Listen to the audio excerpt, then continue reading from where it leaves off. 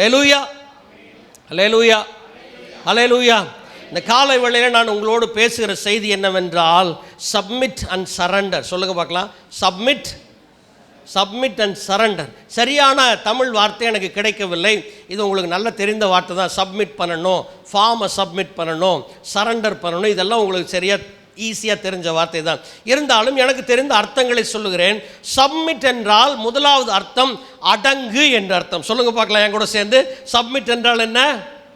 அடங்கு. கவனிங்க, நிறைய ஸ்லைட்ஸை நான் தூக்கிட்டேன், ஏன்னா நீங்கள் கவனிக்கணுங்கிறக்காக. அங்கேருந்து அங்கேயே பார்த்துட்டு இருப்பீங்கிறக்காக மெயினான கீஸ் மாத்திரம்தான் அங்கே கீ பாயிண்ட்ஸ் மாத்திரம்தான் ஸ்லைடில் இருக்கும். அதனால் என்ன கவனிங்க, முதலாவது சப்மிட் என்கிற வார்த்தைக்கு முதலாவது கொடுத்துருக்கிற அர்த்தம் அடங்கு. பக்கத்தில் இருக்க யாராவது ஒருத்தரை பார்த்து சொல்லுங்கள், அடங்கு. நான் பார்க்கல, யாராவது சொன்னீங்களே? யாரையாவது பார்த்து என்னது? அடங்கு. நல்ல வார்த்தை. நான் சொன்ன மாதிரி சொல்லுங்கள். பக்கத்தில் இருக்க வார்த்தை பார்த்து ஒருவேளை உங்கள் பிள்ளைங்க பக்கத்தில் உட்காந்தாங்கன்னா உங்களுக்கு ரொம்ப சந்தோஷமாக இருக்கும் சொல்கிறக்கு அடங்கு. அப்படின்னா அந்த அடங்கு இல்லை, பட் இருந்தாலும் சொல்லுங்கள் அடங்கு. பார்த்து சொல்லுங்கள், பக்கத்தில் இருக்க பார்த்து சொல்லுங்கள் அடங்கு. ரெண்டாவது தாழ்ந்து நட, இல்லை தாழ்த்தி நட. சொல்லுங்க பார்க்கலாம். பக்கத்தில் கொண்டு பார்த்து தாழ்த்தி நட, அல்லாவிட்டால் தாழ்ந்து நட. மூணாவது சப்மிட்டுக்கு உள்ள வார்த்தை இது உங்களுக்கு தெரியும், ஒபீடியன்ஸுக்கு பேரலான வேர்டு கீழ்ப்படி. பக்கத்தில் பார்த்து சொல்லுங்க, சொல்லுங்க, சீக்கிரம் சொல்லுங்க. நீங்க சொல்ற மாதிரி எனக்கு தெரியல. மேத்யூ கீழ்ப்படி. சரி, அவன் கீழ்ப்படியிலான பையன்தான். பக்கத்தில் பார்த்து சொன்னீங்களா? கீழ்ப்படி. ரெண்டாவது வார்த்தையினுடைய அர்த்தம் என்ன? சரண்டர் என்றால் சரணடை என்கிற வார்த்தை. பக்கத்தில் பார்த்து சொல்லுங்க, சரணடை. ரெண்டாவது அர்த்தம் என்ன? விட்டுக்கொடு. சொல்லுங்க, விட்டுக்கொடு. உலகத்தில் சொல்லுவாங்க, விட்டு கொடுத்தவர்கள் கெட்டு போவதில்லையா. என்ன நினைக்கிறீங்க? ஒரு கிலோ ஆப்பிள் வாங்கி வச்சுருக்கீங்க வீட்டில், 4 நாள் வெளியே போயிட்டு வர்றீங்கன்னு இருக்குது. அப்போ அந்த 1 கிலோ ஆப்பிள் 240 ரூபா கிலோ தெரியுமான்னு வீட்டிலே வச்சுட்டிங்கன்னா திருப்பி வந்து பார்க்கும்போது கெட்டு போயிடும். போகும்போது அந்த ஆப்பிள் அழகாக எடுத்துகிட்டு போய் பக்கத்து வீட்டில் நாங்கள் ஊருக்கு போகிறோம் ஒரு 4 நாள், என் மனைவி இதை செய்வா. அப்போ கூட சொல்லுவேன், இது ஊருக்கு போகிறோம் அதனால் கொடுக்குறாங்கன்னு தப்பாக நினச்சிக்க போகிறாங்க, நீ வேறு தூக்கியாவது போட்டுடலாம் விடு, இதெல்லாம் கொடுக்காதன்னு சொல்லுவேன். ஆனால் போய் கொடுக்கும்போது அவங்க ரொம்ப சந்தோஷமாக வாங்கிக்குவாங்க. ஏன்னா நம்ம கெட்டு போனதை கொடுக்கல, நல்லது தான் கொடுத்துருக்குறோம். அப்போ அதை கொடுத்துட்டு போனால் திரும்பி வரும்போது கெட்டு போய் வீடு முழுக்க நாராது. உங்களுக்கு புரியுதா? சாதாரணமாக விளக்கும்படியாக சொல்லுகிறேன். அப்போ ஆண்டவர் இந்த காலை வேளையிலே உங்களோடும் என்னோடும் கூட பேசுகிற காரியம் என்னவென்றால் அடங்கி நட, அல்லாவிட்டால் தாழ்ந்து உன்னை தாழ்த்தி நட, அல்லாவிட்டால் உன்னை கீழ்ப்படிந்து நீ கீழ்ப்படிந்து நட, உன்னை சரணடை நீ விட்டு கொடுத்து நட. அல்லேலூயா, அல்லேலூயா. ஆங்கிலத்தில் ஒரு சென்டென்ஸ் இப்படியாக நான் எழுதினேன், surrender their own desires for the higher purpose of fulfilling God's plan. தமிழில் உங்களுக்கு சொல்லுகிறேன், தமிழில் வாசிங்க, என் கூட சேர்ந்து வாசிங்க பார்க்கலாம். தேவ திட்டத்தை நிறைவேற்றும் உயர்ந்த நோக்கத்திற்காக உங்கள் சொந்த ஆசைகளை விட்டு கொடுப்பவனே. நிறுத்துவோம் அதோட. புரியுதா உங்களுக்கு? புரியுதா உங்களுக்கு நான் சொன்னது? தேவ திட்டம் நிறைவேற, தேவ திட்டம் நிறைவேறுவதற்கான உயர்ந்த நோக்கத்திற்காக என் தேவனுடைய திட்டம் நிறைவேற வேண்டும் என்கிறது எனக்குள்ளாக என்ன நோக்கமாக இருக்க வேண்டும்? உயர்ந்த நோக்கமாக இருக்க வேண்டும். அந்த உயர்ந்த நோக்கத்திற்காக என் சொந்த ஆசைகளையும் நான் என்ன செய்கிறேன்? விட்டு கொடுக்கிறேன். அதுதான் சப்மிட் அண்ட் சரண்டர். அல்லேலூயா. சொல்லுங்க பார்க்கலாம். தேவ திட்டம் நிறைவேற வேண்டும் என்கிறது எனக்கு உயர்ந்த நோக்கமாக இருக்க வேண்டும். அல்லேலூயா. உயர்ந்த நோக்கம் உங்களுக்கும் எனக்கும் என்ன இருக்கிறது? அப்போ நான் எழுதும் பொழுது இப்படி எழுதேன், தேவ திட்டத்தை நிறைவேற்றுகிறது தான் என்னுடைய உயர்ந்த நோக்கம். அந்த நோக்கம் எப்பொழுதும் நிறைவேற வேண்டும் என்று நான் ஓடிக்கொண்டே இருக்க வேண்டும். எதுக்கு இப்படி சர்ச்சுக்கு வந்து உட்காந்துருக்கீங்க? பாவம் கஷ்டப்பட்டு இல்லை? காலையில் இன்றைக்கி நான் காலையில் எந்திரிக்கும் போது 3:45 மணி. 3:45 மணிக்கு எந்திரிச்சு, ராத்திரி எத்தனை மணிக்கு படுத்தேன்னு கேட்காதீங்க, அது கொடுமையான ஸ்டோரி, சரியா? 3:45 மணிக்கு எந்திரிச்சு 5 மணிக்கு அலாரம் வச்சேன். எனக்கு என்னென்னா, அலாரத்துக்கு முன்னாடி எந்திரிக்கணுங்கிறது என்னுடைய வாழ்க்கை லட்சியம். ஒரு நாள் கூட அலாரம் அடித்து நான் எந்திரிச்சதே இல்லை. நான் எந்திரிச்சு அலாரம் ஆஃப் பண்ணியிருக்கேன். அடிச்சிடாத நீ எங்கேயாவது, நான் எந்திரிச்சிட்டேன் அப்படின்னு சொல்லிட்டு 3:45 வச்ச அலாரம், 3:45 எந்திரிச்சு, எனக்கு வச்ச அலாரம் எந்திரிச்சு, சரி 5 மணிக்கு அலாரம் வச்சுட்டு கொஞ்ச நேரம் சும்மா கண்ணை மூடி படுப்போம், தூங்க வேண்டான்னு படுத்தேன். ஒரு 5 நிமிஷம் கூட என்னால் படுக்க முடியல. எந்திரிச்சு உட்காந்து திருப்பி வசனத்தை பார்க்க ஆரம்பித்தேன், ஜோம் பண்ண ஆரம்பித்தேன். இந்த வசனத்தையே திருப்பி திருப்பி பார்த்துட்டே இருந்தேன், வேறு எதையும் பார்க்கல. என் ஐபேடில் அந்த வசனத்தை திருப்பி திருப்பி திருப்பி திருப்பி பார்த்துட்டு வாசிச்சுட்டே இருந்தேன் 3:45. இதெல்லாம் ஏன் இந்த பாடு? பேசாமல் தூங்கலாம்ல, சொல்லுங்கள் பார்க்கலாம். உடம்பு சரியில்லை, பிரெயின் ஸ்ட்ரோக்கு, பயங்கர ஹை டோசேஜ் மாத்திரை சாப்பிட்டுட்ருக்கிறேன். பேசாமல் கோயம்புத்தூர் நல்ல 4 பெட்ரூம் ஹவுஸு, எங்கள் கிளைமேட் ரொம்ப சில்லு சில்லுன்னு ஏசி மாதிரியே இருக்கும் 7 மணிக்கெல்லாம். நல்லா படுத்து தூங்கலான்னு என்ன சொல்கிறீங்க? நீங்களும் பாவம் வந்து உங்கள் பாஸ்டர்கிட்ட திட்டு வாங்கி, எங்கிட்டலாம் திட்டு வாங்கி, வர்றவங்ககிட்டலாம் திட்டு வாங்கி, எதுக்கு இந்த கஷ்டம்? என்ன சொல்லுங்கள்? காணிக்கெல்லாம் வேறு போட்டு அந்த 100 ரூபாயில் நல்ல சில்லி சிக்கன் வாங்கி சாப்பிட்லாம் இல்லை? அந்த 100 ரூபாயில் வேர்க்கடலை மிட்டாய் வாங்கினா நல்லா இவ்வளோ தருவான், வாங்கி சாப்பிட்டுட்டு நல்ல ஜாலியாக என்ஜாய் பண்ணி தசம்பாங்க கொடுக்குற காசெல்லாம் நல்லா சேர்த்து வச்சோம்னா வருஷத்துக்கு ஒரு தடவை எங்கேயாவது ஊட்டி கொடைக்கானல்லாம் போய் ஒரு 3 நாள் தங்கி, என்ன சொல்கிறீங்க? நல்லா இருக்கும்ல? சாலமோன் பிரதர் நல்லா இருக்காதுங்க, இருங்க உங்களுக்கு ஒரு 10 லட்ச ரூபா கொடுத்ததுக்கப்புறம் தான் தெரியும். இல்லை, அவர் மாற மாட்டார், எனக்கு தெரியும், ரொம்ப வருஷமாக நான் பார்த்து கொண்டிருக்கிறேன். நான் சொல்லுகிறது என்னவென்றால், இருந்துட்டு போகலாம்ல, என் சித்தத்தை நிறைவேற்றிட்டு என்னோடய எண்ணத்தை நிறைவேற்றிட்டு போகலாம்ல. புரியுதா உங்களுக்கு? அப்போ எங்கேயோ ஒரு மூளையில் எனக்கு தெரியாமையே ஒன்று ஒளிந்து கொண்டிருக்கிறது. எனக்கே இஷ்டம் இல்லைன்னாலும் எப்படியாவது சர்ச்சுக்கு நான் போகணும், எப்படியாவது பைபிள் நான் வாசிக்கணும், கொஞ்சம் நல்லவனாக இருக்க ட்ரை பண்ணுறேன். லேட்டாக வர்றவங்கள பார்த்து சொல்கிறேன், இன்றைக்கி யாரும் லேட்டாக வரலன்னு நினைக்கிறேன், ஆனால் இந்த முன்னாடி நான் உட்காந்து நான் பார்க்கல யார் லேட்டாக வந்தீங்கன்னு. லேட்டாக வந்தவங்கள பார்த்து நான் கேட்குறேன், நிஜமாக ஒரு நாளாவது உங்களுக்கு சீக்கிரமாக வரணுங்கிற ஆசை கட்டாயம் இருந்திருக்கும்ல? என்ன பண்ணுறது, முடிய மாட்டேங்குது பாஸ்டர். அந்த வாட்சு 6 மணி வரைக்கும் மெதுவாக தான் ஓடிட்டு இருந்துச்சு பாஸ்டர். அதுக்கப்புறம் கண்ணை மூடி முழிச்சேன் 8, அப்புறம் கிளம்பி வரும்போது 9 மணி ஆயிடுச்சு பாஸ்டர். வரும்போது தான் தெரியுது நான் ஆரம்ப ஜபம் நினச்சேன், கடைசியில் கடைசி ஜபம். எப்படியோ பிரயாசப்படுறீங்க. Somewhere in the corner of your mind there is something hidden. எங்கேயோ ஒன்று ஒளிந்திருக்கிறது. அது என்ன? எப்படியாகிலும் தேவ ராஜ்யத்திற்கு நான் பிரயோஜனமாய் மாற வேண்டும் என்று சொல்லி. அல்லேலூயா. இருக்கா இல்லையா? நான் தெளிவாக தானே பேசுகிறேன்.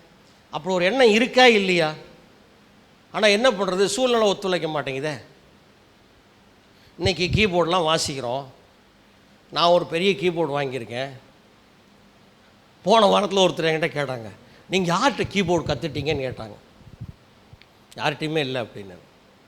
இல்லை, இப்படி வாசிக்கிறீங்க, காட்செல்லாம் இப்படி வாசிக்கிறீங்கன்னு உங்களுக்கு தெரியாது.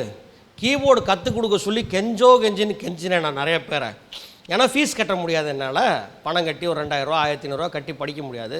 அதனால் ஏதாவது கொஞ்சம் கற்றுக் கொடுங்கன்னு நான் கேட்டேன். ஒரு பேர் சொல்லி கொடுக்கல. அந்த அக்கம்பனிமெண்ட்டை பிடிச்சி அதில் ஏதோ சத்தம் இருக்குதுன்னு அந்த சத்தத்தை இந்த பக்கம் ஒவ்வொரு கீயாக அமுக்கி வாசித்து நான் கற்றுட்டேன். விடிய கால்குலேஷன் போட்டு சிக்கு இதெல்லாம் சி இ ஜி இது 3 சேர்ந்தா சி கார்டுன்னா எஃப்க்கு என்னவாக இருக்குன்னு எல்லாம் மேத்தமெட்டிக்ஸ் கால்குலேஷன் போட்டு எல்லா காட்சியும் கற்றுட்டேன். இது எதுக்கு சொல்ல வந்தேன்னு மறந்துட்டேன் நான். அப்போ இந்த கீபோர்டை கால்குலேஷன் போட்டு நான் கற்றுட்ட காலத்தில் இந்த கீபோர்ட்லேருந்து என்ன சத்தம் வருதுன்னு கூட எனக்கு தெரியாது. ஏன் தெரியுமா? நான் வாசித்த கீபோர்டு அட்டை. ஒரு பேப்பர் எடுத்து, சார்ட் பேப்பர் எடுத்து வரைகிற என்னடா A4 சைஸ் பேப்பரில் வரைகிறது, வாங்க 3 சார்ட்டை ஒன்றா ஒட்டி பெருசாக ஒவ்வொரு கீ தண்டி ஒரு கையை வச்சு தான் ஒரு கீயை வாசிக்கணும், அவ்வளோ பெருசு வரைஞ்சி வச்சு நின்று ரூமில் பைத்தியக்கார மாதிரி வாசிக்கிறத நீங்கள் யாராவது பார்த்துருந்தீங்கன்னா என் ஒய்ஃப் என்னை கல்யாணம் பண்ணியிருக்க மாட்டான், இவன் சின்னதிலே லூசுன்னு முடிவு பண்ணியிருப்பான். புரியுதா உங்களுக்கு? இந்த வால்யூம் கண்ட்ரோலெல்லாம் என்ன தெரியுமா? கோல்கேட் பேஸ்ட் தீர்ந்து போனது இருக்குல்ல, அதை கட் பண்ணி அடியில் மாட்டி அந்த கோல்கேட் பேஸ்டோட மூடி தான் எனக்கு இது நாபு. இங்கே பிச் பெண்டுன்னு ஒன்று இருக்கும்.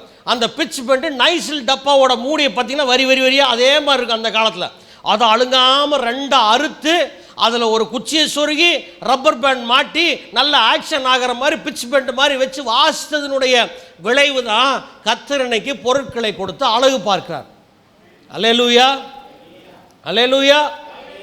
அப்போ அதை பற்றி சொல்கிறதுக்கு இன்னைக்கு நான் அசிங்கப்படவும் இல்லை, இன்னைக்கு கர்த்தர் கொடுத்திருக்கிறதை நினைத்து நான் பெருமைப்படவும் இல்லை.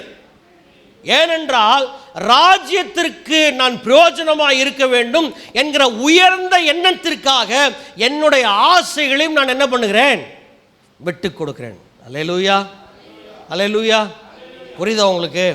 இன்றைக்கி நீங்கள் போகும்போது ஒரு தீர்மானத்தோடு நீங்கள் போவீங்க நான் நம்புகிறேன். என்னென்னா, ஆண்டவரே என்னை தாழ்த்துகிறேன், என்னை நான் வெறுமையாக்குகிறேன், என்னை நான் அர்ப்பணிக்கிறேன், நல்ல வார்த்தை, என்னை நான் விட்டு கொடுக்கிறேன், நான் சரணடைகிறேன். அல்லேலூயா. ஒரு உதாரணத்தை உங்களுக்கு காண்பிக்கிறேன். பிலிப்பியர் 2வது அதிகாரம் 8வது வசனத்தை யாராவது எனக்கு வாசிப்பதனால் வாசிக்கலாம், அல்லாவிட்டால் நானே உங்களுக்கு வாசிக்கிறேன். அவர் மனுஷ ரூபமாய் காணப்பட்டு மரண பரியந்தம், அதாவது சிலுவையின் மரண பரியந்தம் கீழ்ப்படிந்தவராகி தம்மை தாமே தாழ்த்தினார். இயேசு அவருடைய தகப்பன், அவருக்கு இருந்த வல்லமை, அவருக்கு இருந்த அந்த மகத்துவம் என்னவென்றால், வானங்கள் உண்டாக கடவது, பூமி உண்டாக கடவது சொன்னார், அது நடந்தது. இதுதான் நான் வாசிக்கிற இவருடைய அப்பாவுடைய சுவாபம். அவருக்கு மகனாக ஒருத்தர் பிறந்திருக்கிறாரு. அவர் சொல்கிறாரு, என்ன சொல்கிறாரு, மனுஷ ரூபமாய் காணப்பட்டு மரண பரியந்தம், திருப்பி சொல்கிறாங்க, அதாவது சிலுவையின் மரண பரியந்தம்.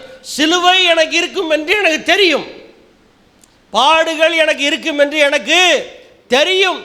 என் பிதா, என் தகப்பன் என்னை பூமியில் அனுப்பினதோட நோக்கம் என்னவென்று எனக்கு தெரியாது. ஒருவேளை இப்பொழுதுதான் நான் தெரிந்து கொண்டேன் என்று சொல்லாமல், முடிவு பரியந்தம் சிலுவை எனக்கு இருக்கும் என்று தெரிந்தவராக இருந்தும் அவர் என்ன பண்ணாராம், தம்மை தாமே மரண பரியந்தம் கீழ்ப்படிந்தவராகி. அதான் அந்த முதல் நான் கொடுத்த வார்த்தை என்னன்னா, கீழ்ப்படி, சப்மிட். அங்கே 2 வார்த்தையும் வருது பாருங்க, கீழ்ப்படிந்தவராக்கி, ஹி சப்மிட்டட். அண்ட் நாம் தொடர்ந்து வாசிக்கும் பொழுது தம்மை தாமே தாழ்த்தினார், ஹி ஹம்பிள்டு ஹிம்செல்ஃப். அல்லேலூயா. அவர் தன்னை தாழ்த்தினது, தன்னை கீழ்ப்படுத்தினது எதற்காக, என் பிதாவினுடைய சித்தம் நிறைவேறட்டும். அல்லேலூயா. அவர் பண்ணுறாரு பாருங்க ஜெபம். கெத்செமனே தோட்டத்தில் ஒரு ஜெபம் பண்ணுறாரு. ஆண்டவரே, father, if you are willing, ஆண்டவரே உமக்கு சித்தம் இருக்கும் என்றால், take this cup from me, இந்த கோப்பை, இந்த பாத்திரத்தை என்னை விட்டு நீர் எடுத்து போடும் என்று சொல்லிவிட்டு அவர் சொல்லுகிறார், எட் நாட் மை வில், ஆனாலும் என்னுடைய சித்தம் அல்ல ஆண்டவரே, பட் யுவர்ஸ் பி டன், உம்முடைய சித்தம் நிறைவேறட்டும் ஆண்டவரே. அல்லேலூயா, அல்லேலூயா. அப்போ ஒரு யோசனை வருது, ஆண்டவரே உமக்கு சித்தமாக இருக்கும் என்றால் இந்த பாத்திரத்தை என்னை விட்டு எடுத்து போடும்னு சொல்லிட்டு ஒரு கமா போட்டு, ஆனாலும் ஆகிலும் என்னுடைய சித்தம் அல்ல உம்முடைய சித்தம். அல்லேலூயா. அப்போ எவ்வளோ பெரிய கீழ்ப்படுதல். நான் பேசுகிற, என்னை நடத்துகிற, என்னை ஆசீர்வதிக்கிற, என் ஜெபத்தை கேட்கிற இயேசுவுக்கு தன்னுடைய பிதாவின் மேலே இருக்கும் என்றால் நான் எவ்வளவு என்னை தாழ்த்த அழைக்கப்பட்டிருக்கேன். அல்லேலூயா, அல்லேலூயா. ஆண்டவருடைய உன்னதமான நடத்துதல் வருவதற்கும், ஆண்டவருடைய அதிகாரத்தை பயன்படுத்துவதற்கும், அந்த பேசும் பொழுது அந்த வார்த்தையிலே அதிகாரம் உண்டாக வேண்டும். எனக்கு ஆண்டவருடைய உன்னதமான நடத்துதல் எனக்கு இருக்க வேண்டும் என்று சொல்லி தன்னை அர்ப்பணித்த ஜனங்கள் அநேக பேர் வேதாகமத்திலே உண்டு. அவைகளில் ஒருவர் ஆபிரகாம், ஒருவர் மோசே, அநேக தீர்க்கதரிசிகள் வேதாகமத்திலே இருக்கிறார்கள். அல்லேலூயா. ஆதியாகமம் 22:2 வாசிங்க. ஆதியாகமம் 22:2 வாசிங்க யாராவது. அப்பொழுது அவர், உன் புத்திரனும் உன் ஏக சுதனும் உன் நேசகுமாரனுமாகிய ஈசாக்கை நீ இப்பொழுது அழைத்து கொண்டு மோரியா தேசத்துக்கு போய் அங்கே நான் உனக்கு குறிக்கும் மலைக்கு ஒன்றின் மேல் அவனை தகன பலியாக பலியிடு என்றார். அதை வாசிக்கும் பொழுது, இந்த வசனத்தை நிறைய முறை வாசிக்கும் பொழுது நான் யோசித்திருக்கிறேன், உன் மகனை எனக்காக பலி செலுத்துன்னு ஒரே வார்த்தையில் சொல்லிட்டு போயிருந்தா அவ்வளோ தூரத்துக்கு டெம்ப் பண்ணுற மாதிரி இருந்திருக்காது. புரியுதா உங்களுக்கு? அவர் யூஸ் பண்ண வேர்ட்ஸ் எல்லாம் பாருங்க. உன் புத்திரனும், யோர் சன், உன் ஏக சுதனும், யோர் ஒன்லி சன், உன் நேசகுமாரன், உன்னுடைய லவ்விங் சன், நீ விருப்பப்படுகிற பகனாகிய ஈசாக்கை இப்பொழுது நீ அழைத்து கொண்டு, எவ்வளோ தூரம் போகணும்? நீண்ட தூரம் பிரயாணம் பட்டு போக வேண்டும். ஒரு தகப்பனாக தன் பிள்ளையை அழைத்து கொண்டு போகிற வழியிலே, இவனை நான் சர்வ அங்க தகன பலியாக பலிபீடத்தின் மீது வைத்து துண்டு துண்டாக இவனை வெட்டி அதன் மீது நெருப்பை பற்ற வைத்து இவனை நான் தகன பலியாக செலுத்த போகிறேன் என்ற சிந்தையோடு ஒரு தகப்பன் வழி நெடுகே நடந்து போகும் பொழுது அவனுடைய சிந்தையில் என்ன இருந்திருக்கக்கூடும்? யோசித்து பார்க்க முடியுமா? முடியுமா உங்களுக்கு? ஆனால் சொன்னதை செய்தான், பெயர் பெற்றான் என்னவென்று, விசுவாசிகளுடைய தகப்பன் என்று. அல்லேலூயா. இன்னைக்கு வீட்டில் உங்கள் புள்ள உங்களை மதிக்கிறதுல பாப்பா நீங்க எல்லாம் அப்படின்னு சொல்லுதுன்னா, இவ்வளோ பெரிய கீழ்ப்படிதல் உள்ள ஆபிரகாமுக்கு கிடைக்க பெற்ற பேர் விசுவாசிகளுடைய தகப்பன். உங்களுக்கு சொந்த வீட்டிலே கீழ்ப்படிதல் உள்ள பிள்ளைகளாக இல்லாதவர்கள் உங்களை பார்த்து நீ எல்லாம் ஒரு தகப்பனான்னு கேட்குறாங்கன்னா, எந்த அளவுக்கு கீழ்ப்படிதலும், எந்த அளவுக்கு அர்ப்பணிப்பும், எந்த அளவுக்கு தேவ பயமும் உங்களுக்குள்ளாக இருக்கிறது என்கிறதான் கேள்வி. கர்த்தருக்கு பயந்து அவர்கள் வழிகளில் நடக்கிற மனுஷன் பாக்கியவான். ஒருவேளை அப்படி பாக்கியவானா இருந்து உங்கள் பையன் உங்களை பார்த்து கேள்வி கேட்டானா, அதை கர்த்தரோட கையில் ஒப்பு கொடுத்துருங்க. ஒரு நாளில் ஆண்டவர் கொட்டு வச்சாவது இழுத்துட்டு வந்துடுவார். ஆனால் நான் அந்த தகப்பனை பற்றி பேசலை. நான் பேசுகிற தகப்பன், உங்கள் பிள்ளைகள் உங்களுடைய பேச்சிற்கு கீழ்ப்படியாமல் நிற்கிறார்கள் என்றால், ஆபிரகாமை போல கர்த்தருக்கு கீழ்ப்படுகிற கீழ்ப்படிதலே எல்லளவும் கீழ்ப்படிதலும் மனத்தாழ்மையும் கர்த்தருடைய வார்த்தை பின்பற்றுகிறேன் என்கிறதற்குண்டான எந்த அடிச்சுவடுகளும் இல்லாத காரணத்தினால் தான் உங்கள் பிள்ளைகளுக்கு நீங்களும் நானும் முன்மாதிரியாக இருக்க முடிவது இல்லை. அல்லேலூயா. இங்கே அல்லேலூயா சொல்லிடக்கூடாது, ஆனால் சொல்லிட்டோம் நம்ம. Okay, what ever it may be. ஆனால் ஆண்டவர் இந்த கால வேளையிலே நம்மோடு கூட பேசுகிறார். நீ உன்னை தாழ்த்து, நீ உன்னை அர்ப்பணி, நீ சரணடை, நீ உன்னை விட்டு கொடு. உயர்ந்த நோக்கத்திற்காக உன் சொந்த ஆசைகளை நீ விட்டு கொடுக்கும் பொழுது என்னுடைய நாமம் மகிமைப்படும். அல்லேலூயா, அல்லேலூயா. இந்த சர்ச்சுக்கு நிறைய ஆளை சேர்த்து நான் ஐடியா சொல்கிறேன். நான் சிட்டியில் இருக்கிறேன். எப்படி சர்ச்சுக்கு ஆட்களை வர வைக்கிறது, எப்படி நீங்கள் பண்ணுறதுன்னு ஈஸியாக எனக்கு ஐடியா, எனக்கு ஸ்ட்ராட்டஜி இருக்குது. அழகாக பண்ணிடலாம். ஒரு ஸ்பெஷல் மீட்டிங் வைக்கலாம், ஃபேமஸான ஒரு ஆளை கூப்பிடலாம், ஒரு சாப்பாடு போடலாம், எல்லாரையும் வர வைக்கலாம், எல்லாத்துக்கும் இன்விட். நிறைய ஐடியாஸ், நிறைய ஸ்ட்ராட்டஜிஸ் இருக்குது. ஈஸியாக சேரை நிறையா வாங்கி போட்டு ஈஸியாக நிரப்பிடலாம். It's very simple. ஒருவேளை நீங்கள் அதை கடினமாக நீங்கள் நினைத்து கொண்டிருப்பீர்கள் என்றால், சிட்டியில் நடக்கிற காரியத்தை உங்களுக்கு சொல்லுவேன் என்றால், அது ரொம்ப ஈஸி. ஜனங்களை கொண்டு வந்து உட்கார வைக்கிறது ஒரு விஷயமே இல்லை. 100க்கு ஒரு 500 பேரை கூட கொண்டு வந்து உட்கார வச்சிடலாம். ஆனால் அவங்களுக்கு சாலமோன் பிரதர் யாருன்னு தெரியாது, நான் யாருன்னு தெரியாது. வருவான், உட்காருவான், செய்தியை கேட்பான், தக்காளி சோறையும் முட்டை கிரேவி வாங்கிட்டு கிளம்பிடுவான். புரியுதா உங்களுக்கு? நீங்களும் நானும் அழைக்கப்பட்டதனுடைய purpose, what is the purpose? எதற்காக அழைக்கப்பட்டிருக்கிறோம்? அப்போ நான் சொல்லுகிறது என்ன, நமக்கு முன்னோடிகளாக ஓடினவர்கள் எல்லாம் தன்னுடைய ஓட்டத்தை எதற்காக ஓடினார்கள்? அவர்கள் ஓடின ஓட்டம் எதற்காக? ஆபிரகாம் எதற்காக ஓடினார்? ஈசாக்கு எதற்காக ஓடினார்? எலியா எதற்காக ஓடினார்? எலிசா எதற்காக ஓடினார்? இந்த மனிதனை பாருங்கள், எலிசாவை, எலியாவின் இடத்துல அவன் எவ்வளவு கீழ்ப்படிதல் உள்ளவனாக இருக்கான். 1 ராஜாக்கள் 19 அதிகாரம் 16 வசனம் தொடங்கி 21 வசனம் வரையிலும் நீங்கள் அதை வாசிக்கலாம். அந்த எலியா கூட அவனை விட்டுருங்க. இந்த எலிசாவை குறித்து பார்க்கும் பொழுது அவன் சாப்பாத்தினுடைய குமாரனாக இருந்தான். அவன் ஒரு சாதாரண ஆள் கிடையாது. he was a farmer. அவன் ஒரு விவசாயியாக இருந்தான். he had a plow. அவனுக்கு உழுகிற ஒரு அது என்னது, உழுகிறது என்னது, ஒரு ஏரா இல்லை, ப்ளவ், ஒரு ப்ளவ் அவனுக்கு இருந்தது. அது கூட he had a team of oxen. அவனுக்கு உழுகிறதுக்கு உண்டான காளைகளும் மாடுகளும் அவனிடத்திலே இருந்தது. ஒரு சாதாரணமான ஆள் கிடையாது. கர்த்தர் அழைத்தார் என்று எல்லாவற்றையும் விட்டுவிட்டு அவன் தீர்க்கதரிசியாகிய அவனுடைய தகப்பனுக்கு கீழாக அடங்கியிருந்த நாட்கள் அநேக நாட்கள். முதலாவது குறிப்பு, யாக்கோபு 4வது அதிகாரம் 7வது வசனம். ஆகையால் தேவனுக்கு கீழ்ப்படிந்திருங்கள், பிசாசுக்கு எதிர்த்து நில்லுங்கள், அப்பொழுது அவன் உங்களை விட்டு ஓடி போவான். எலியா செய்த அற்புதங்கள் எவ்வளவு, எலிசா செய்த அற்புதங்கள் எவ்வளவு. எலிசாவை குறித்து பார்க்கும் பொழுது அவன் செய்த அற்புதங்கள் ஏராளம். அவனுடைய வைராக்கியம் மிகவும் பெரியது. It's all because that he was yielding. தன்னை விட்டு கொடுத்து கீழ்ப்படிந்து கொண்டிருந்ததினாலே கர்த்தர் அவனை அப்படியாக நடத்தினார். யாக்கோபு 4வது அதிகாரம் 7வது வசனத்தை வாசிக்கும் பொழுது உங்களுக்கு நல்லா பிடிச்ச ஒரு காரியத்தை நாங்கள் சொல்கிறேன் பாருங்கள். பிசாசுக்கு எதிர்த்து நில்லுங்கள், அப்பொழுது அவன் உங்களை விட்டு ஓடி போவான். பிசாசு ஓடுறானா, நீங்க எதிர்த்து நின்னீங்கன்னா ஓடி போறானா பிசாசு? இங்க எதிர்த்து நிற்கிறான். நான் கூட கேள்விப்பட்டேன், ஏதோ யாரோ கதவை வந்து கூரையெல்லாம் தட்டுறாங்களாம்மா தினமும். உங்களுக்கு தெரியுமா யாராவது யார் தட்டுறான்னு தெரியுமா? உங்கள் வீட்டு கதவை தினமும் 12 மணிக்கு யாரோ வந்து தட்டுறாங்களாம் தெரியுமா உங்களுக்கு? நீங்கள் தூங்கிட்டு இருக்கீங்கன்னு நினைக்கிறேன்ல அந்த நேரத்தில், அது கூட தெரியாமல் யாரோ தினமும் உங்கள் வீட்டு கதவை தட்டுறாங்களாம் 12 மணிக்கு தெரியுமா உங்களுக்கு? பயங்காடுறேன்னா நான் கேட்கும் போதே கஷ்டமாக இருக்குல்ல. பிசாசுக்கு எதிர்த்து நிற்க எல்லாருக்கும் ரொம்ப பிடிக்கும்.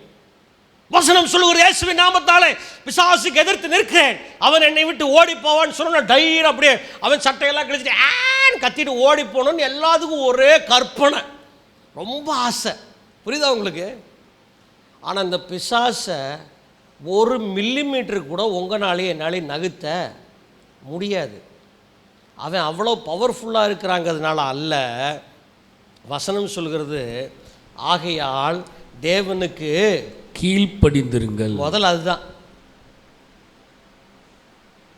be obedient to God. ஆண்டவருக்கு கீழ்ப்படி, தேவ சித்தத்திற்கு நீ கீழ்ப்படி. பக்கத்தில் இருக்கவங்களை பார்த்து சொல்லுங்க, தேவ சித்தத்திற்கு, தேவனுக்கு நீங்க கீழ்ப்படிந்திருங்கள். அல்லேலூயா.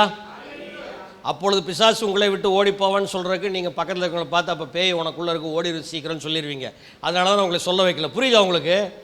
நமக்கு முக்கியமான விஷயம் என்னன்னா, நாம் தேவனுக்கு கீழ்ப்படிந்து இருக்க வேண்டும். முதலாவது குறிப்பாக தான் தேவ சித்தத்திற்கு கீழ்ப்படிய வேண்டும். அந்த ஃபர்ஸ்ட் பாயிண்ட். அப்ப சொல்லுங்க பார்க்கலாம், submit to God's will. பக்கத்துல இருக்கவங்கள பார்த்து சொல்லுங்க, submit to God's will. தேவ சித்தத்திற்கு கீழ்ப்படி.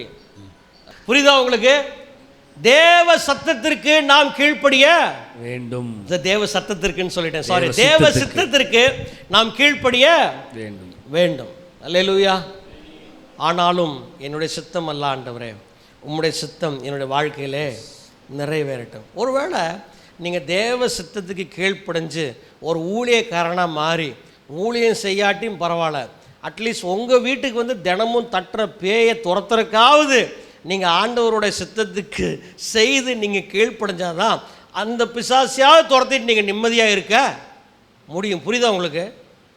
அட்லீஸ்ட் உங்களுக்கு ஆண்டவர் கொடுத்த வாழ்க்கை, உங்களுக்கு ஆண்டவர் கொடுத்த சூழ்நிலை, உங்களுக்கு ஆண்டவர் கொடுத்த வீட்டில் சமாதானமாக குடியிருக்கணும்னா அட்லீஸ்ட் அந்த வீட்டுக்குள்ளே இருக்கிற பேயவாவது வெளியே விரட்டினா தான் நீங்கள் நிம்மதியாக சாப்பிட்ற சோறு அப்போவாவது செமிக்கும். புரியுதா உங்களுக்கு? குடிக்கிற தண்ணி அப்போவாது தொண்டைக்குள்ளே இறங்கும். குடிக்கிற தண்ணி தொண்டைக்குள்ளே இறங்கணும், சாப்பிட்ற சாப்பாடு நிம்மதியாக சாப்பிடணும், செமிக்கணும்னா அதுக்காவது நீங்கள் என்ன பண்ணுங்க, தேவனுக்கு கீழ்ப்படுத்துறீங்களா? அப்போ தான் உங்கள் வீட்டில் இருக்கிற பிசாசு, உங்கள் வீட்டில் இருக்கிற பிசாசுனா உங்கள் வீட்டில் பிசாசு இருக்குன்னு சொல்லலை, ஒரு வேளை இருக்குன்னா அதாவது ஓடும். அப்போ தான். புரியுதா உங்களுக்கு? எபேசியர் 6வது அதிகாரம் 11வது வசனத்தை வாசிங்க. நீங்கள் பிசாசின் தந்திரங்களோடு எதிர்த்து நிற்க திராணி உள்ளவர்களாகும்படி. போதும். நீங்கள் பிசாசின் தந்திரங்களோடு எதிர்த்து நிற்க திராணி உள்ளவர்கள் ஆகும்படி. இப்போ பிசாசு அட்டாக் பண்ண நம்ம வர்றான், வசனம் வாசிக்கிறோம்ல, அவன் எவனை, இனிமேல் இந்த ஸ்லைடில் வசனம் போட வேண்டாம் சார், ஏன்னா அது இருக்கிறதுனால தான் சொல்கிறதை கேட்காம 10 தடவை பார்த்து கடைசி வரைக்கும் அதை எடுக்கவே இல்லை வசனத்தை. அட்லீஸ்ட் அந்த ரெஃபரன்ஸ் போடாமல் விட்றணும், இல்லை போடாமல் விட்றணும், அது நல்லதுன்னு நினைக்கிறேன். ஏன்னா அதை ஒவ்வொரு தடவையும் 10 தடவை பார்க்குறவங்கள பார்த்து அப்பயும் எடுக்கல, சரியா? அதனால் ஸ்லைடில் போடாமல் விட்டாவது பைபிளை திறந்து பார்க்குறக்கு கொஞ்சம் வசதியாக இருக்கும். வீட்லேயும் பைபிளை திறந்து வாசிக்கிறதுக்கு வாய்ப்பு இல்லை, இங்கேயாவது கொஞ்சம் திறந்து வாசிக்கிறதுக்கு ஒரு வாய்ப்பாக இருக்கட்டும். புரியுதா உங்களுக்கு? இங்கே நம்ம வாசிக்கிறோம் 6:11 எபேசியரிலே பிசாசின் தந்திரங்களோடு எதிர்த்து நிற்க திராணி உள்ளவர்கள் ஆகும்படி. இப்போ பிசாசியன் அட்டாக் பண்ண வர்றான். புரியுதா உங்களுக்கு? பிசாசியன் அட்டாக் பண்ண வரும்பொழுது அவனுக்கு எதிர்த்து அட்டாக் பண்ணுறதுக்கு எனக்கு திராணி உள்ளவனா நான் மாறணும் அப்படின்னா நமக்கே நல்லா தெரியும் நம்மளோட எய்ம் எங்கே போய் அடிக்கும்னு நமக்கு தெரியும். என் பையனுக்கு நான் ஒரு கன் வாங்கி கொடுத்தேன் இப்போ ரீசெண்டாக. அந்த கன்னுக்கு கீழேயே அவன் லேசர் பாயிண்ட் வச்சு கொடுத்தான். அதில் பேட்ரியெல்லாம் வாங்கி, டியூராசெல் பேட்ரியெல்லாம் வாங்கி போட்டு ஃபோக்கஸ் பண்ணுறான் மகனை அப்படின்னா ஃபோக்கஸ் கரெக்டாக நிற்கிது போய் லேசர் பாயிண்டில். ஆனால் புல்லட் அடித்தா சுவிட்ச் பாக்ஸுக்கு வச்ச ஃபோக்கஸ் டிவியில் போய் அடிச்சிருச்சு. அவன் சும்மா ஒரு ஃபன்னுக்காக அந்த லேசர் பாயிண்ட் வச்சுருக்கான். புல்லட் வந்து துப்பாக்கி வாங்கி கொடுத்தேன்னா சுடுற துப்பாக்கி நினச்சிக்காதீங்க, பஞ்சு துப்பாக்கி. அந்த அந்த குண்டு வந்து பஞ்சு, அடித்து கையில் அடித்தாலும் ஒன்றும் வலிக்காது உங்களுக்கு. புரியுதா உங்களுக்கு?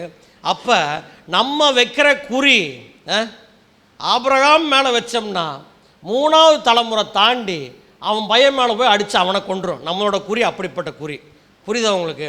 அட்லீஸ்ட் அவன் அடிக்கிற யாரோவையாவது நம்ம மேலே அடிபட்டு சாகாமல் இருக்கிறதுக்கு ஒரு சர்வாயுத வர்க்கத்தை தரித்து கொண்டு திராணி உள்ளவர்களாய் நிற்கும்படிக்கு தேவனுடைய சர்வாயுத வர்க்கத்தை தரித்து கொள்ளுங்கள்.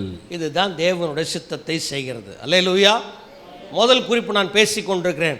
முதலாவது, நான் என்னை அர்ப்பணித்து, நான் என்னை சரணடைய செய்து, நான் என்னை தாழ்த்தி, நான் என்னை அடக்கி அந்த உயர்ந்த நோக்கம் நிறைவேறட்டும் என்று சொல்லி என்னுடைய சுய இஷ்டத்தை நான் தாழ்த்துகிறது நிறைவேற வேண்டும் என்றால் முதலாவது நான் தேவ சித்தத்தை செய்ய வேண்டும்.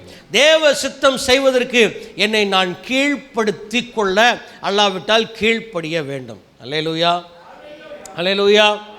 2வது நீதிமொழிகள் 3வது அதிகாரம் 5வது வசனம் வாசிங்க. உன் சுய புத்தியின் மேல் சாயாமல் உன் முழு இருதயத்தோடு கர்த்தரிடத்தில் நம்பிக்கையாயிருந்து.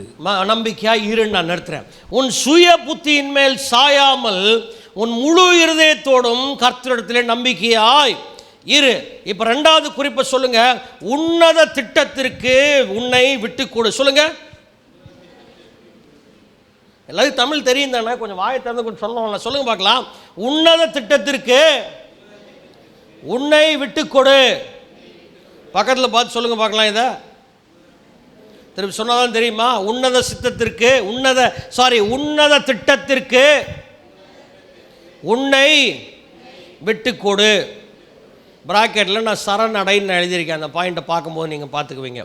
உன்னத திட்டம் நிறைவேற வேண்டும் என்றால் நீதிமொழிகள் 3:5 சொல்கிறது, உன் சுய புத்தியின் மேல் சாயாமல் உன் முழு இருதயத்தோடும் கர்த்தரிடத்திலே நம்பிக்கையாக இருக்க வேண்டும்.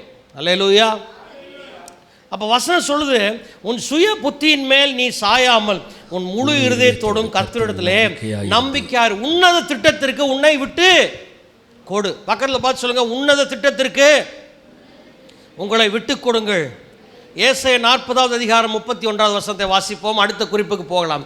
ஏசாயா 40வது அதிகாரம் 39வது வசனம். 31வது வசனம். காத்திருக்கிறவர்களோ புது பலன் அடைந்து கழுகுகளைப் போல செட்டைகளை அடித்து எழும்புவார்கள்.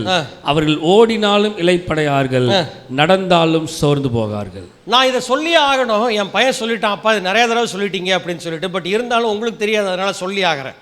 ஒரு கழுகுக்கு வாழ்நாள் 70 ஆண்டுகள். உங்களுக்கு தெரியுமான்னு தெரில. நானும் ஒரு அத்தைக்கிட்ட தான், ஒரு ஆண்டிகிட்ட தான் கேட்டு தெரிஞ்சிட்டேன், கூகுள் ஆண்டிகிட்ட. சரியா உங்களுக்கு? அதனால் ஒரு கழுகுக்கு வாழ்நாள் 70 ஆண்டு காலங்கள். 40வது வயதிலே 40 வயது ஆகும் பொழுது, 40 ஆண்டுகள் ஆகும் பொழுது அந்த கழுகு நான் மீண்டும் வாழ்வதா அல்லாவிட்டால் மரிப்பதா என்கிற முக்கியமான தீர்மானத்தை எடுக்க வேண்டும். சொல்லியிருக்கேன் உங்ககிட்ட? இல்லை. அப்போ இந்த கழுகு தன்னுடைய பலனெல்லாம் இழந்து ஒரு மலை உச்சிக்கு போய் ஒரு பாறையிலே அமர்ந்திருக்கும். யாராவது உங்கள் முடியை பிச்சை எடுங்கன்னு எடுப்பீங்களா? அப்போ 40வது ஆண்டிலே இந்த கழுகு என்ன செய்ய வேண்டும்? தன்னுடைய ஒவ்வொரு ரெக்கைகளையும் பிடுங்கி எடுக்க வேண்டும். இனி வாழ்வதென்று முடிவு செய்தால் எல்லா ரெக்கைகளையும் பிடுங்கி எடுக்க வேண்டும். சாதாரணமாக எல்லா பறவைகளும் அதை செய்யும். என் வீட்லேயுமே ஃபாரின் பேர்ட்ஸ் ஒரு 6 பேர்ட்ஸ் இருக்குது. அது செய்யும், நானே பார்த்துருக்கேன். அதனால அதை பிடுங்கி எடுக்கும். பிடுங்கி எடுத்து விட்டு தன்னுடைய அழகு பீக்கு பெரியதாக வளர்ந்திருக்கும். அதனால் ஆகாரத்தை எடுக்கவோ அல்லாவிட்டால் இன்னொரு பறவையை பிடிக்கவோ அல்லாவிட்டால் அதனுடைய ஆகாரத்தை எடுக்கவோ அதனால் முடியாது. அதனுடைய பீக்கெல்லாம் வளைஞ்சு போய் கிடக்கும். அப்போ இந்த 40வது ஆண்டு ஆகும் பொழுது அந்த கழுகு தீர்மானிக்க வேண்டும், எல்லா இறகுகளையும் நான் பிடுங்கி எறிந்து விட்டு என்னுடைய அழகை இந்த பாறையிலே நான் மோத செய்து அதை உடைத்து நொறுக்கி மீண்டுமாக ஒரு புதிய பீக் எனக்கு உருவாகும்படியாக என்னை அர்ப்பணித்து அந்த உஷ்ணத்தில், உங்களுக்கே தெரியும்ல, ரெக்கையெல்லாம் இல்லாமல் இருந்தால் உரிச்ச கோழி மாதிரி நம்மளே உதாரணம் சொல்லுவோம்ல, அது உரிச்சிட்டு பார்த்தா ரொம்ப பயங்கரமாக இருக்கும் உங்களுக்கு. இல்லை, கறி சாப்பிடாதவங்களாம் கறியை பார்த்தா பயந்துக்குவாங்க, அவ்வளோ சென்சிட்டிவாக இருக்கும் அதை பார்க்குறதுக்கு, பிங்க் கலராக. அப்போ பாறை உச்சியிலே, மலை உச்சியிலே, சூரியனுக்கு கிட்டனே சொல்லாம் வச்சுக்கோங்களேன், அவ்வளோ உச்சியில் மிகுந்த உஷ்ணத்திலே அது அமர்ந்து கொண்டிருக்கும், அத்தனை சூட்டையும் தாங்கி கொண்டு. எதற்காக? நான் பார்த்தேன், டேஸ் மறந்துட்டேன், ஆனால் கொஞ்ச நாள் கிடையாது, ரொம்ப நாட்கள், அத்தனை நாட்கள் அது அமர்ந்து கொண்டிருக்கும் என்றால் புது இறகுகள் முளைக்கும், புதிய பீக் மீண்டுமாக உருவாகும், அது மீண்டுமாக 30 ஆண்டு காலங்கள் உயிரோடு இருக்க முடியும். இல்லை என்று கழுகு தீர்மானிக்கும் என்றால் 40வது வயதிலே அந்த மலையின் உச்சியிலே அமர்ந்து கொண்டு பறக்கிற எல்லா கழுகையும் பார்த்து கொண்டு இவர்களுக்கெல்லாம் அந்த வாழ்வு பிறந்து கொண்டிருக்கிறார்கள். நல்ல குடும்பத்தில் நான் பிறக்கவில்லை, என்னால் பறக்க முடியவில்லை, எங்கள் அப்பா எனக்கு ஒரு சைக்கிள் கூட வாங்கி தரல, எனக்கு எங்கே சிறகுகள் இருக்கிறது, என்னுடைய சூழ்நிலை மிகவும் மோசமாக இருந்தது என்று சொல்லிக்கொண்டு அந்த கழுகு அங்கேயே கிடந்து மற்றவர்கள் பறக்கிறதை பார்த்து இது மறிக்கிறதை தவிர வேறு ஆப்ஷன் அதற்கு கிடையாது. புரியுதா? இந்த year of 40 eagle has to decide whether I'm going to live or die. நான் வாழ்வதா அல்லாவிட்டால் சாவதென்று 40வது வயதிலே முடிவு செய்ய வேண்டும். அந்த முடிவில் அது ஜெயித்து விட்டால் கர்த்தர் அதற்காக நியமித்த 70 ஆண்டு காலங்களும் முழு பலத்தோடு முழு சுகத்தோடு இழந்து போன பலனை காட்டிலும் மேலான பலனை கொண்டு எடுத்துக்கொண்டு பற்றி பிடித்து கொண்டு இன்னும் உயர எழும்பும்படியாக கர்த்தர் அதுக்கு கிருபை செய்கிறார். அல்லேலூயா. அப்ப இந்த காத்திருப்பின் காலங்கள் மிகுந்த வேதனையும் வழியை தருகிற காலங்களாக இருந்தாலும் காத்திருக்கிற காலத்திற்கு நம்மை ஒப்பு கொடுக்க வேண்டும். அதுதான் அடுத்த குறிப்பு. தேவனுடைய நேரத்திற்கு நீ விட்டு கொடு. Surrendering to God's timing. ஆண்டவருடைய நேரம். ஆண்டவரே, உம்முடைய வேலை என்ன? 10ஆம் மணி வேலை உம்முடைய நேரமா? 11வது மணி நேரம் உம்முடைய நேரமா? 3வது மணி வேலை உம்முடைய நேரமா? இந்த பிப்ரவரி மாதம் உம்முடைய நேரமா? 2024 உம்முடைய நேரமா என்று வேலைக்காரனுடைய கண்கள் எப்பொழுதும் எஜமானுடைய கைகளை நோக்கி இருக்குமா போல எப்பொழுதும் பார்த்து கொண்டே இருக்க வேண்டும். அல்லேலூயா, அல்லேலூயா. தேவனுடைய நேரத்தை நாம் தவற விட்டுவிட்டோம் என்றால் மரணத்தை தவிர வேறு சொல்வதற்கு வார்த்தையே இல்லை. கொஞ்சம் கஷ்டமாக தான் இருக்குது சொல்கிறக்கு. If you miss God's timing, no hope then. அதற்கு பிறகு நம்பிக்கையே நமக்கு இல்லை. தேவனுடைய நேரத்தை விட்டவர்கள் அநேகர் தங்களுடைய வாழ்க்கையில் இழந்து தான் போனார்கள். ஒரு சின்ன உதாரணம் சொல்கிறேன், உங்களுக்கே புரியும். ஞானமுள்ள புத்தியுள்ள கன்னிகைகளை குறித்து உங்களுக்கு தெரியும். அதை நான் விளக்கி சொல்ல விரும்பவில்லை. மணவாளன் வரும் பொழுது, எக்காலத்தை ஊதும் பொழுது, பண்டிகையின் சத்தம் காதுகளை தொணுக்கும் பொழுது ஆயத்தமாய் அந்த நேரத்திற்காக காத்து கொண்டவர்கள் மணவாளனுடைய சந்தோஷத்திலே அவர்கள் பங்கு பிரவேசித்தார்கள். ஆனால் அஜாக்கிரதையாக நேரம் போகட்டும், தூங்கலாம், அப்புறம் பார்த்து கொள்ளலாம் என்று இருக்கிறவர்களால் உட்பிரவேசிக்க முடியவில்லை. அவர்கள் சென்று அவர்கள் அடைந்த இடம் மிகவும் மோசமான இடம். ஆகவே இத்தோடு இந்த குறிப்பை நான் நிறைவு செய்கிறேன். என்னவென்றால், ஆண்டவருடைய நேரத்திற்கு நம்மை விட்டு கொடுக்கும் பொழுது அந்த உன்னத திட்டம் என்னை கொண்டு நிறைவேறும். அல்லேலூயா. நீதிமொழி 16:9 வாசிங்க பார்க்கலாம். மனுஷனுடைய இருதயம் அவனுடைய வழியை யோசிக்கும். நல்லா இருந்துச்சு பாருங்க. இதை வாசிக்கும் பொழுது மனுஷனுடைய இருதயம் அவனுடைய வழியை யோசிக்குமா. நம்ம இருதயத்தில் என்னெல்லாம் இருக்கு, என்ன யோசிக்கிறீங்கன்னு கேட்டால், நான் யோசிக்கிறதெல்லாம் உங்கள்கிட்ட சொன்னேன்னா ஏதாவது ஒன்றாவது செய்ய முடியுமா, அது வேற கேட்குறீங்க வேற அப்படின்னு சொல்லுவோம். புரியுதா உங்களுக்கு? நம்ம அநேக காரியங்களை யோசிப்போம். இந்த வசனத்தை ரொம்ப சிம்பிளாக நான் யோசித்தேன் பாருங்க. இங்கேருந்து ராமேஸ்வரம் போகிறக்கு ரோடு போட போகிறேன் டேவிட். புரியுதா? ஏற்கனவே மோடி ஐயா நல்ல ரோடு போட்டு வச்சிருந்தாலும் நான் இப்போ பிளான் பண்ணுறேன், ராமேஸ்வரம் வரைக்கும் நான் தனியாக போகிறக்கு டிராஃபிக்கே இருக்கக்கூடாது, ஒரு ரோடு போட போகிறேன்னு நான் பிளான் பண்ணுறேன்னு வச்சுக்கோங்க. அதான் அந்த வசனம் சொல்லுது. மனுஷனுடைய இருதயம் அவனுடைய வழியை யோசிக்கும். உங்களுக்கு தெரியுமா என்னன்னு தெரியல, மெட்ராஸ்லேருந்து கோயம்புத்தூர் வர்றதுக்கு ஒரு புதிய வழிச்சாலை உருவாக்கி கொண்டிருந்தார்கள். அதன்படி பார்த்தால் 3.5 மணி நேரத்தில் சென்னையிலேருந்து கோயம்புத்தூர் வந்துடலாம். ஏன்னா கோயம்புத்தூரை தலைநகரமாக மாற்றும்படியான ஒரு திட்டம் இருந்தது ஒரு 2 ஆண்டுகளுக்கு முன்பதாக, 2-3 ஆண்டுகளுக்கு முன்பதாக. அப்போ 3.5 மணி நேரத்தில் சென்னையிலேருந்து கோயம்புத்தூர் வந்துடலான்னு சொல்லிட்டு அந்த திட்டம் போட்டு அந்த பிளானை பார்க்கும்பொழுது எனக்கே ஆச்சரியமாக இருந்துச்சு. இவ்வளோ கிலோமீட்டர் ஸ்பீடில் 3.5 மணி நேரத்தில் வந்துடலான்னு சொன்னாங்க. அப்போ இப்போ டேவிட் பிளான் பண்ணுறேன், டிராஃபிக்கே இல்லை, நான் ஒரே ஆள் போகிறேன், ராமேஸ்வரம் வரைக்கும் போயிடுவேன். எவ்வளோ நேரத்தில்? 4 மணி நேரத்தில் பிளான் போட்டு உட்காந்துட்டு இருக்கிறேன். இப்போ பிளான் எல்லாம் போட்டு முடிச்சாச்சு. இப்போ நான் வரைஞ்ச பிளானை, நான் போன திட்டத்தை என்ஜினியர்கிட்ட கொண்டு போய் காமிக்கிறதுக்கு என் ஃபோன் அந்த சேரில் இருக்குது, எடுக்கிறதுக்கு இங்கேருந்து எந்திரிச்சு நிற்கிறேன். எந்திரிச்சு நிற்க காலை ஊன்னா கால் தடுமாறி கீழே விழுந்துட்டேன். புரியுதா உங்களுக்கு? இப்போ நான் சாதாரணமாக என்ன செய்யணும், முதல்ல என்ஜினியருக்கு ஃபோன் பண்ணுறது அப்புறம் கிடக்கட்டும், என்னை காப்பாற்றுன்னு ஆம்புலன்ஸுக்கு ஃபோன் பண்ணுறக்காவது என்ன பண்ணும் ஃபோனை. இங்கே நான் காலை எடுத்து வைக்கிறேன், தடுமாறி கீழே விழுந்துட்டேன், என்னாலேயே நிற்க முடியல. அதான் இந்த வசனம் சொல்லுது. ஃபுல் வசனத்தை வாசிங்க. மனுஷனுடைய இருதயம் அவனுடைய வழியை யோசிக்கும், அவனுடைய நடைகளை உறுதிப்படுத்துகிறவரோ கர்த்தர். அவனுடைய ஸ்டெப்ஸ் ஆங்கிலத்தில் சொல்லுகிறது, but the Lord establishes his steps. அவன் வைக்கிற ஒவ்வொரு அடிகளையும் உறுதிப்படுத்துகிறது கர்த்தர். உறுதிப்படுத்துகிறது என்றால் நான் காலை வைக்கும் பொழுது நான் நிற்க வேண்டும், அதுதான் உறுதி. பேலன்ஸ் அவுட் ஆயிடுச்சுன்னா கீழே விழுந்து கபாலம் வெடிச்சிடும். புரியுதா உங்களுக்கு? அப்ப என்னுடைய ஒவ்வொரு நடைகளும் நான் கீழே விழாதபடிக்கு நிற்க வேண்டும் என்றால் அதை உறுதிப்படுத்துகிறது கர்த்தர் தான். ஒரு 4 ஆண்டுகளுக்கு முன்பதாக எந்திரிச்சு நின்னாலே கீழே விழுகிற மாதிரியே இருக்கும் எனக்கு. அப்போதான் தெரிஞ்சது எனக்கு, காதில் ஒரு கிறிஸ்டல், ஒரு டைமண்ட் ஒன்று இருக்கும், அதுதான் நான் நிற்கிறக்குரிய அந்த பேலன்ஸவே தீர்மானிக்கிறது. அந்த சின்ன ஒரு எலும்பு என்கிறதை அப்பொழுதுதான் கற்றுக்கொண்டேன். ஒரு ஃபிசியோதெரப்பி பண்ணி அந்த எலும்பை வந்து கரெக்டான இடத்துல வச்சுட்டாங்க, அப்புறம் எனக்கு சரியாயிருச்சு. நான் சொல்லுவது என்னவென்றால், நம்ம இங்கே நிற்கிறோங்கிறது சாதாரண விஷயம் கிடையாது. நிற்கிற எவனும் விழாதபடிக்கு எச்சரிக்கையாக இருக்கணும். என்ன அர்த்தம்? இன்னைக்கு நான் நிற்கிறேன், என்னால் நடக்க முடியுதுங்கிறக்காக நான் என்னுடைய பாதையை, என்னுடைய வழியை நான் யோசிக்கிறேன் என்று யாராலும் சொல்ல முடியாது. இன்னைக்கு காலையில் ஒருத்தரை பற்றி பேசிட்டு இருந்தோம். உங்கள் ஊரில் இருக்கிற ஒரு பெரிய மனுஷன் நடந்து போனார். போன வாரத்தில் வீல் சேரில் வெளியே வந்தார். அடுத்தது எப்படி வரப்போகிறாருன்னு தெரியாது. புரியுதா உங்களுக்கு? பெரிய ஆளை பற்றி நான் பேசிகிட்டு இருக்கிறேன். என்ன நினைச்சாலும் செய்யக்கூடியவர்கள், எண்ணத்தை யோசித்தாலும் நிறைவேற்றக்கூடியவர்கள். ஆனால் நடைகளை கூட நடக்க முடியாத சூழ்நிலை, அதை உறுதிப்படுத்துகிறது கர்த்தர். அல்லேலூயா. சரி, உங்கள் நடை, என் நடையை ஆண்டவர் ஏன் உறுதிப்படுத்துகிறாரு? உன்னத திட்டத்தை நிறைவேற்ற. ஆமென். அல்லேலூயா, அல்லேலூயா. 16:21 வாசிங்க.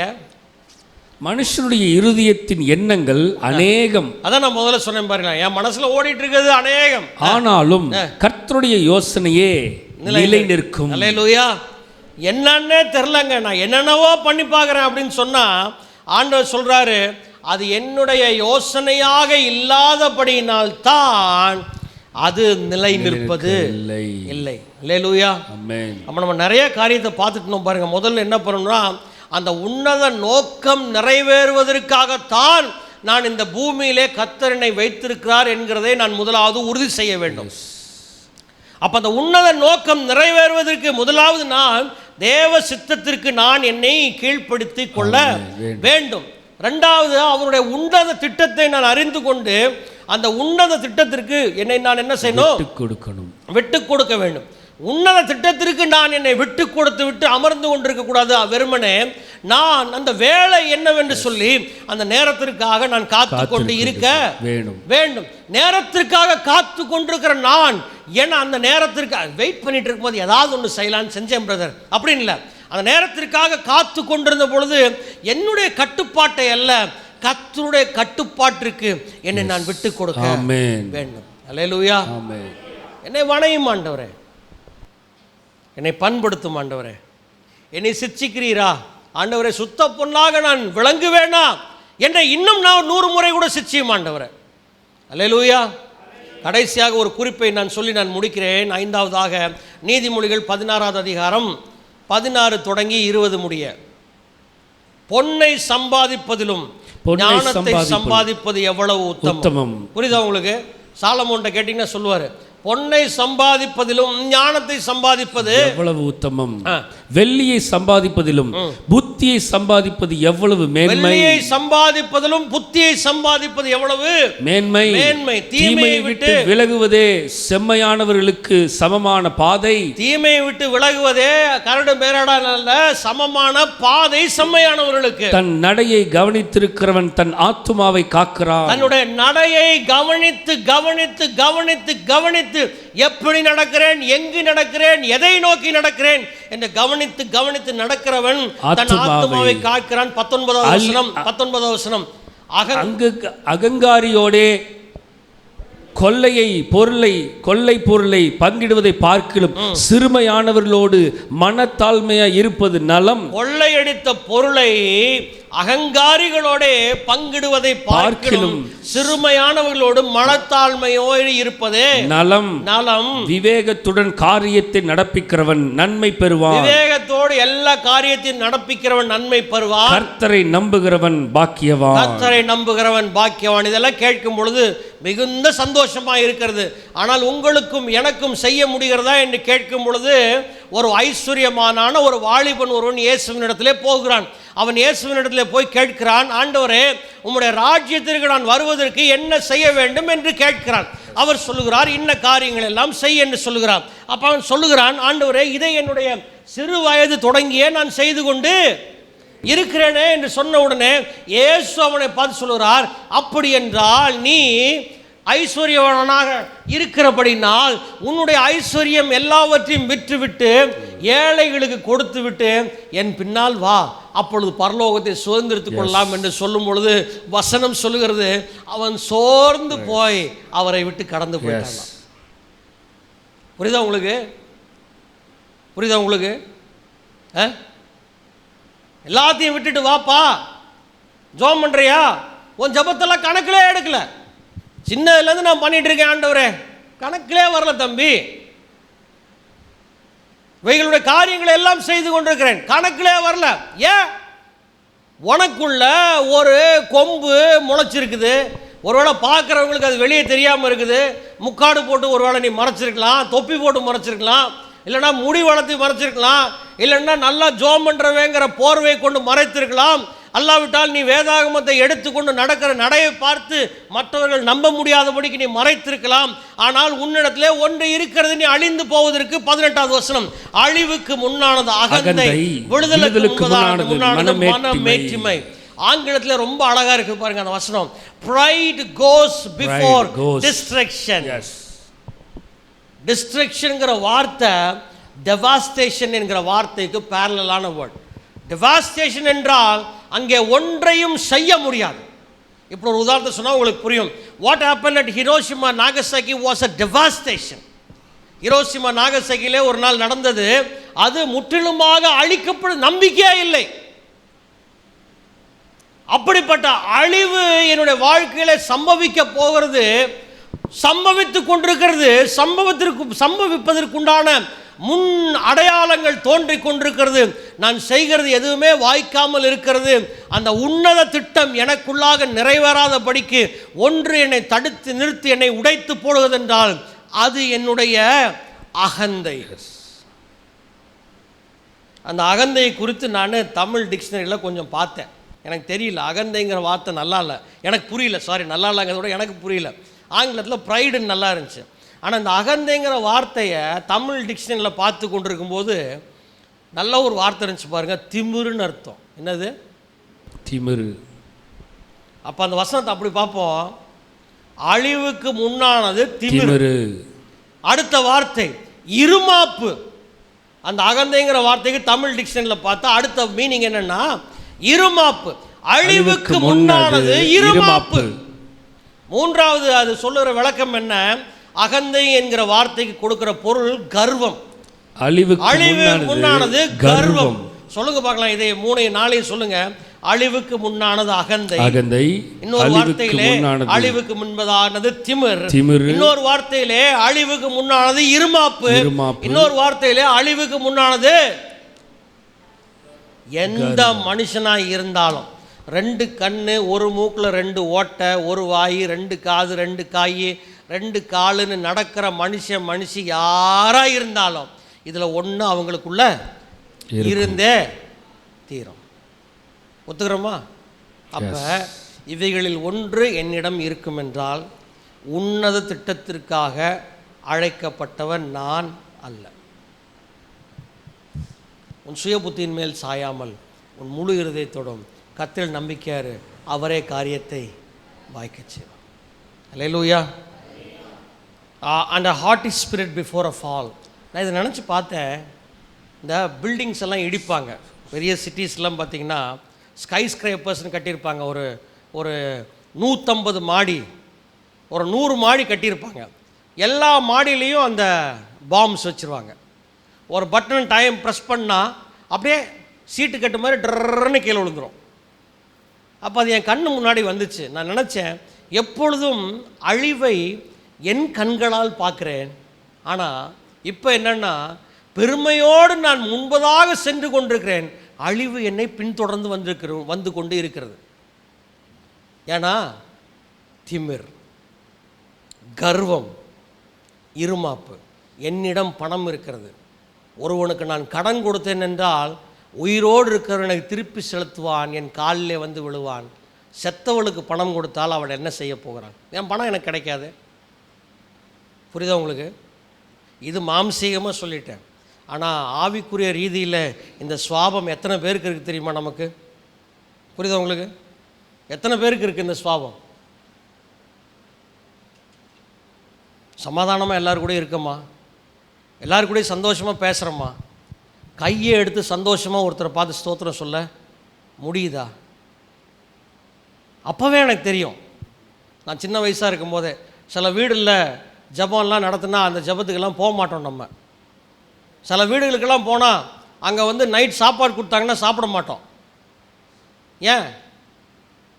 நம்மளாம் ராஜ பரம்பரையில் பிறந்தவங்க. நம்ம வெள்ளித்தட்டிலேயே சாப்பிட்டு வெள்ளி ஸ்பூன்லேயே தங்க ஸ்பூன்லேயே தான் பாலெலாம் குடிச்சு நமக்கு பழக்கம் இல்லை. நேற்று ஜெரோமும் நானும் பேசிகிட்டு இருக்கும்போது ஃபாதர் பெர்க்மன்ஸ் ஜபத்தோட்டத்தை பற்றி பேசிட்டோம்.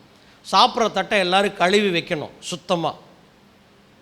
அந்த சுத்தமாக கழுவி வைக்கணுங்கிறக்குரிய ஒரு க்ரைட்டீரியா என்ன தெரியுமா? அந்த தட்டில் என்றைக்காவது ஒரு நாள் ஃபாதர் கூட சாப்பிடுவார். புரியுதா உங்களுக்கு? நீங்கள் கழுவி வைக்கிற தட்டில் தான் ஃபாதரே சாப்பிடுவார் ஒரு நாள்.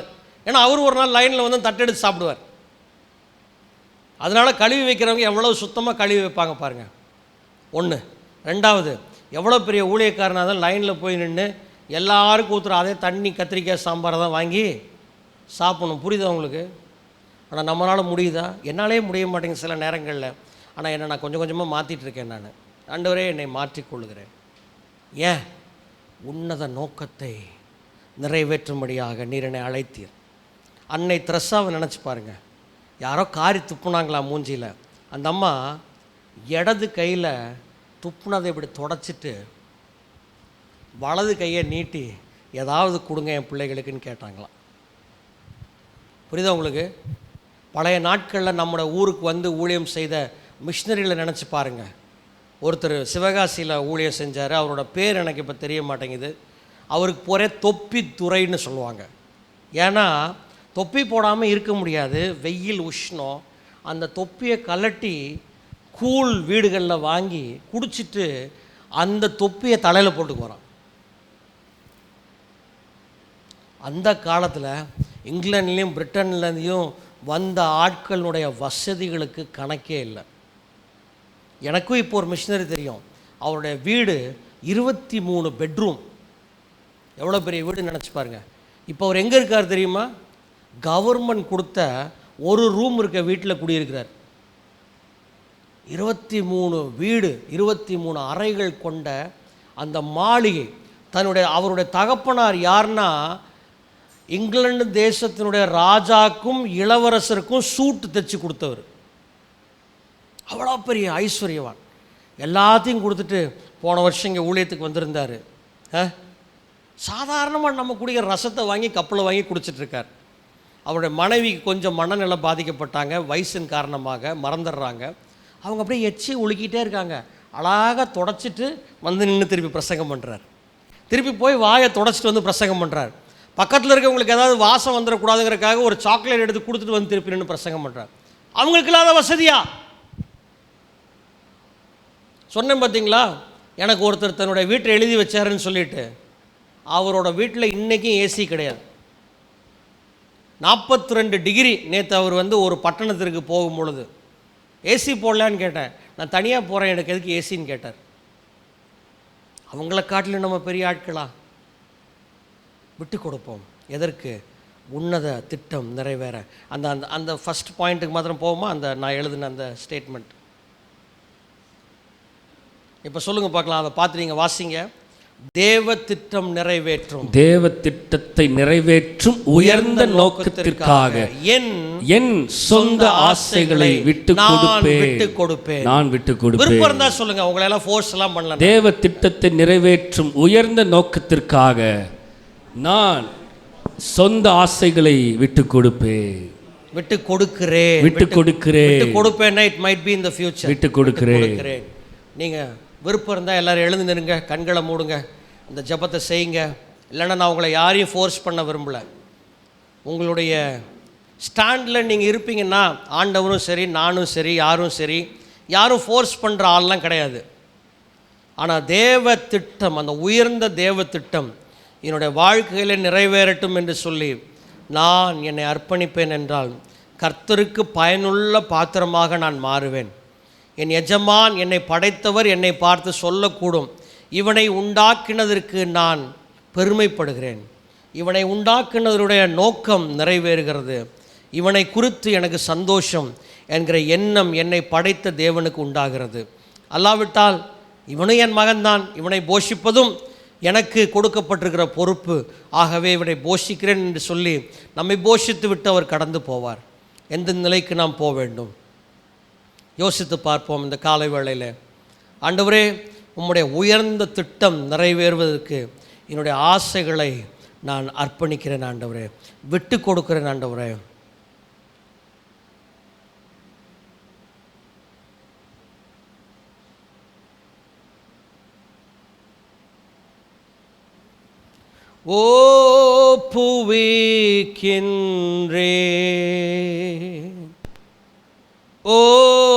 ஒப்புவிக்கின்றேன் ஆவியான்மா தேகம் ஈந்து தந்து ஒப்புவிக்கின்றேன். I surrender all, I surrender all to Thee, my blessed Savior, I surrender all. முழுமையாக தருகிறோம் ஆண்டவரே. இந்த பூமியிலே வாழ நாங்கள் உம்மிடம் விண்ணப்பம் செய்யவில்லை. இந்த பூமியிலே எங்களை படையும் என்று, எங்களை படைத்து மனிதனாக எங்களை வையும் என்று நாங்கள் விண்ணப்பிக்கவில்லை. It is not under anybody's request. நீர் சித்தம் கொண்டீர், நீர் எங்களை இந்த பூமியிலே படைத்தீர். உம்முடைய தீர்மானம் இந்த பூமியிலே நாங்கள் மனிதனாக வாழ வேண்டும் என்று சொல்லி படைத்த ஆண்டவருக்குத்தான் தெரியும் நாங்கள் வாழ்கிறதுனுடைய அர்த்தம். அந்த அர்த்தம் உள்ளதாக அந்த ஆண்டவரே நீர் உண்டாக்கினுடைய அந்த அர்த்தம் இந்த காலை வேளையிலே, இந்த பகற்பொழுதிலே அர்த்தம் உள்ளதாக மாறும்படியாக எங்களை அர்ப்பணிக்கிறோம் ஆண்டவரே. உம்முடைய சித்தத்திற்கு எங்களை ஒப்பு கொடுக்கிறோம். உம்முடைய திட்டத்திற்கு நாங்கள் எங்களை விட்டு கொடுக்கிறோம் ஆண்டவரே. உம்முடைய நேரத்திற்கு நாங்கள் எங்களை விட்டு கொடுக்கிறோம். பெருமை எந்த நிலையிலும் எங்களை அணுகாதபடிக்கு எங்களை தாழ்த்தி, எங்களை அடக்கி நீர் ஆளுகை செய்யும்படியாக எங்களை விட்டு கொடுக்கிறோம் ஆண்டவரே. இந்த அகண்ட பூமியிலே நாங்கள் ஒரு தூசியை காட்டிலும் சிறுமையும் எளிமையுமானவர்கள். எங்களை குறித்து பெருமையாக சொல்லிக்கொள்ள ஒன்றுமில்லை ஆண்டவரே. Nothing nothing nothing. எல்லாம் உம்முடைய கிருபை ஆண்டவரே. ஒரு வினாடி கைவிடுவீர் என்றால் இந்த பூமியிலிருந்து நாங்கள் மறைந்து விடுவோம். காலையிலே முளைத்து மாலையிலே மறைந்து போகிற புல்லுக்கொப்பாய் மனுஷன் இருக்கிறான் என்று சொன்னீரே. நாங்கள் எம்மாத்திரம் ஆண்டவரே, நீர் சித்தம் கொண்டீர் எங்களை ஜீவனோடு வைக்கும்படியாக. உம்முடைய சித்தம் எங்களுடைய வாழ்க்கையில் நிறைவேறட்டும்.